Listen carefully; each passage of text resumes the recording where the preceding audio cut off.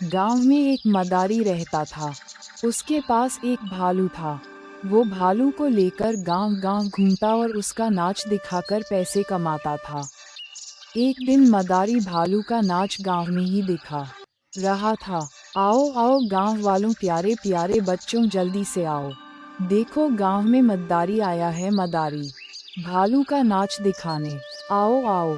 मदारी की आवाज़ सुनते ही बच्चे और गांव वाले मदारी के चारों तरफ इकट्ठा हो जाते हैं।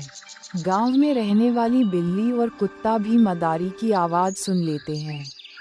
बिल्ली और कुत्ता भी भालू का नाच देखने आते हैं। भालू मदारी के इशारों पर नाच रहा था। वो जैसे कहता वो वैसे ही करता, पर भालू बहुत उदास और कमज़ोर दिख रहा था। मदारी का खेल खत्म होने पर लोग उसे पैसे देते हैं, पर भालू का उदास चेहरा देखकर बिल्ली कुत्ते से कहती है, कुत्ता भाई, भालू क्यों उदास है?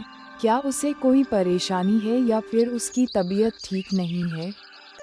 चलो हम उसी से पूछते हैं। कुत्ता और बिल्ली भालू के पास आने लगते हैं, पर मदारी उन दोनों को डंडा दिखाकर भगा देता है। कुत्ता और बिल्ली को भालू की बहुत चिंता होने लगती है। वो रात में भालू से मिलने का ठान लेते हैं।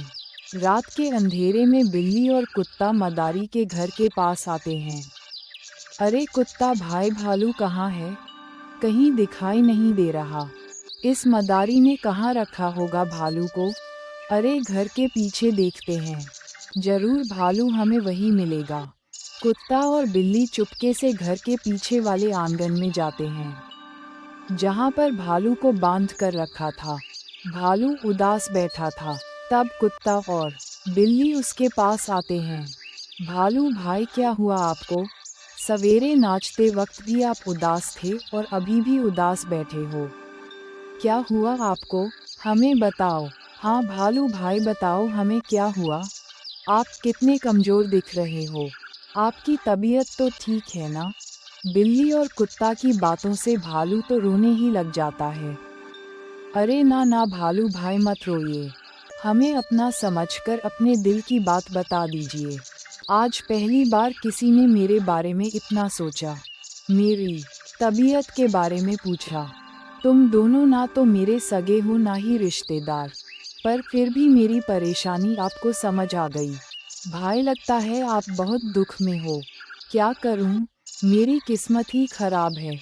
मैं मेरे मालिक के लिए नाचता हूँ, उसका हर कहना मानता हूँ, पर इसके बदले मुझे बस गुस्सा और मार मिलती है। 2 दिन तक भूखा रखता है मुझे। आज भी मुझे खाना नहीं दिया उसने। ऐसा कहकर भालू रोने लगता है। बिल्ली और कुत्ते को बहुत दुख होता है। आपकी वजह से मद्दारी का घर चल रहा है और वो आपके साथ ऐसा बर्ताव करता है। मुझे तो उस पर बहुत गुस्सा आ रहा है। हाँ, मुझे भी मेरा मन कर रहा है कि जाकर उसे अच्छा सबक सिखाऊं। अरे नहीं नहीं, तुम दोनों रुक जाओ। इससे मेरा दुख कम नहीं होगा बल्कि और बढ़ जाएगा। इसके लिए वह मुझे ही जिम्मेदार ठहराएगा और मुझे बहुत मारेगा। भालू बिल्ली और कुत्ता को रोकता है और फिर से रोने लगता है। अच्छा अच्छा ठीक है, पर आप ऐसे मत रोइए। मैं अभी आपके लिए कुछ फल लाती हूँ। बिल्ली तुरंत भालू के लिए कुछ फल लाती है। वो फल खाकर भालू संतुष्ट हो जाता है। आज मुझे बहुत अच्छा लग रहा है। लेकिन देखो, अब तुम दोनों यहाँ से चले जाओ। अगर मालिक ने देख लिया तो तुम्हें भी मेरे जैसे बांध कर रख देगा वो। अरे ऐसे कैसे बांध कर रखेगा हमें? भालू भाई, हम तुम्हें यहाँ एक पल भी नहीं रहने देंगे। चलो हमारे साथ। कुत्ता रस्सी काट ही रहा था कि तभी मदारी वहाँ आता है। मदारी को देखकर भालू कहता है, अरे तुम दोनों जल्दी से जाओ, यहाँ से कल मिलते हैं। तब कुत्ता और बिल्ली वहाँ से भाग जाते हैं। दूसरे दिन पूरा प्लान बनाकर रात को बिल्ली और कुत्ता भालू के पास आते हैं। भालू भाई, आज हम तुम्हें यहाँ से छुड़ा कर ले ही जाएंगे। बिल्ली दरवाजे पर ध्यान रखती है तो कुत्ता रस्सी काट लेता है। जैसे ही भालू रस्सियों से छूट जाता है, वो तीनों भागकर गांव के पास वाले जंगल में भाग जाते हैं। एक पेड़ के नीचे वो तीनों रात बिताते हैं।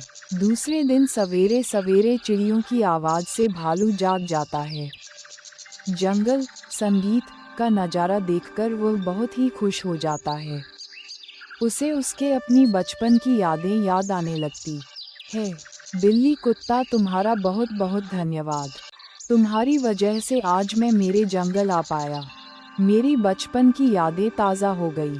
मैं यहीं पर माँ के आगे पीछे खेलता रहता था। मेरी माँ मुझे रोज खाना देती थी और बहुत प्यार करती थी। पर एक दिन इसी मदारी ने मुझे मेरी माँ से जुदा कर दिया। मुझे तो ये भी नहीं पता कि मेरी माँ है भी या नहीं अब। भालू भाई देखो, अब रोना नहीं। हाँ माँ। नहीं, लेकिन हम दोस्त तो हैं ना। अरे बहन, ये तो खुशी के आंसू है। आज के बाद मैं यहीं रहूँगा, कभी गांव वापस नहीं जाऊँगा। हाँ, हम भी तुम्हारे साथ तुम्हारे दोस्त बनकर हमेशा के लिए इसी जंगल में रहेंगे। इस तरह से वह तीनों उसी जंगल में खुशी से रहने लगते हैं। नीति, हमें एक दूसरे का सुख दुख समझकर उसकी मदद करनी चाहिए। इसी में इंसानियत होती